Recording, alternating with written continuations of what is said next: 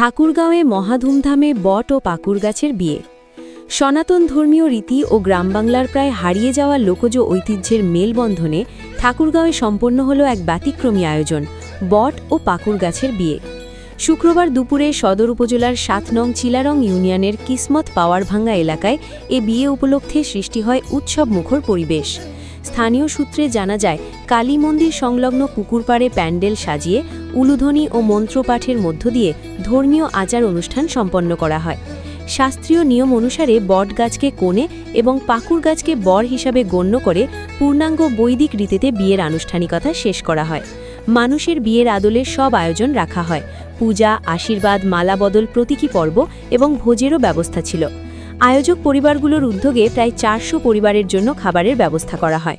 আত্মীয় স্বজন ও এলাকাবাসীর স্বতঃস্ফূর্ত অংশগ্রহণে পুরো এলাকা উৎসবের রূপ নেয়।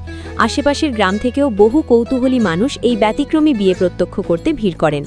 ধর্মীয় বিশ্বাস অনুযায়ী নির্দিষ্ট দূরত্বে পাশাপাশি রোপণ করা বট ও পাকুল গাছের বিয়ে দিলে অশুভ শক্তি দূরে থাকে এবং এলাকায় মঙ্গল বয়ে আসে।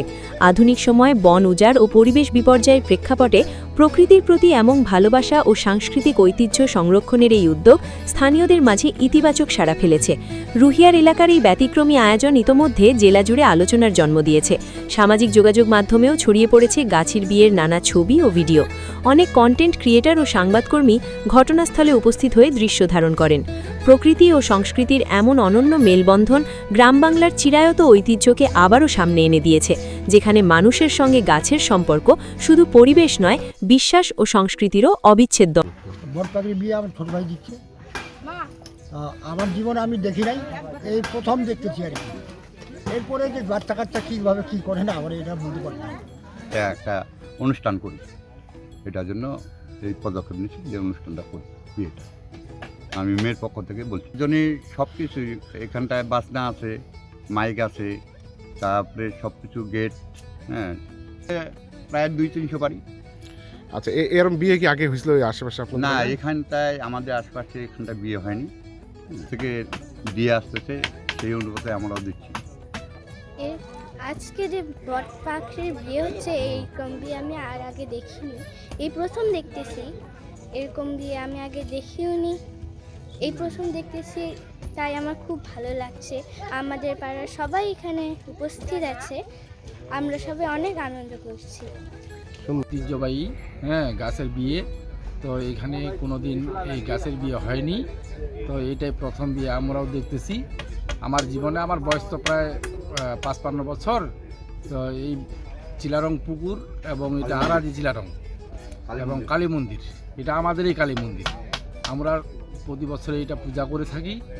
এই মর্মে এই বিয়েটা দেওয়াতে আমাদের খুব একটা আনন্দ লাগতেছে আর কি, সবাইকে আর কি। আমরা মানে সবাই মিলে এখানে আসছি, আমাদের পরিবারের সবাই আসছি, আসে এখানে আমরা এই বিয়েটাকে সম্পূর্ণ করবো আজকের মধ্যে। এটাই আমরা আশাবাদী আর কি আপনাদের কাছে। আর এটা খুব আনন্দিত আর কি, এই ঐতিহ্যবাহী একটা অনুষ্ঠান করার জন্য আমরা খুবই আনন্দিত।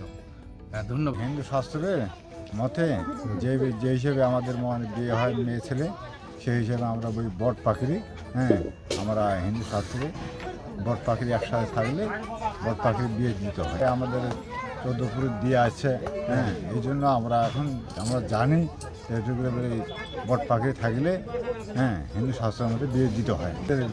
প্রথম বিয়ে দেখতেছি, আগে ছিল আমরা দেখিনি, এখন আমরা প্রথম দেখতেছি।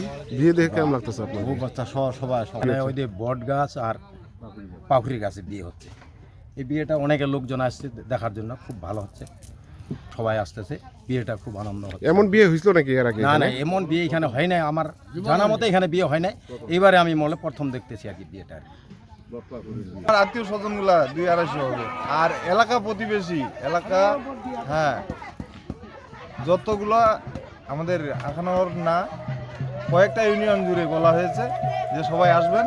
এগুলা আমার পূর্বপুরুষরা, এটা একটা ঐতিহ্য ছিল যে বট পাখি আমাদের বিয়ে দেয়, সনাতনী ধর্ম এগুলা আছে।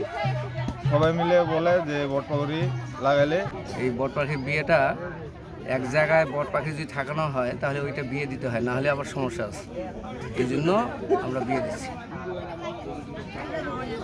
এরম বিয়ে আগে দিছিলেন আপনি? দিছিলাম। কয়টা বিয়ে দিয়েছেন এবং কোন কোন জায়গাগুলো? ওটা একটা দিয়েছিলাম আমি, এটা পঞ্চগড় ওই সাইডে। এটা আপনার জীবনে দ্বিতীয়? হ্যাঁ, দ্বিতীয় আয়োজন, কোনো পার্থক্য নেই। ওরা যদি বিয়েটা দেওয়া না হয় তাহলে ওইটা অভিশ্রাপ দিবে, আমাদেরকে অভিশ্রাপ দিবে।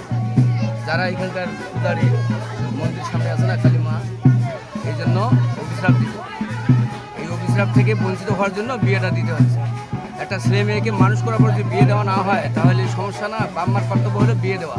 আর বিয়ে থেকেই কিন্তু তার সংস্কার শেষ, দর্শন সংস্কার বলা হয় আমাদের। বিয়েটা বাবা মা যখন দিয়ে দিবে তখন থেকে বাবা মা যদি ছেলে মেয়েকে নাও দেখে তাও সমস্যা নাই।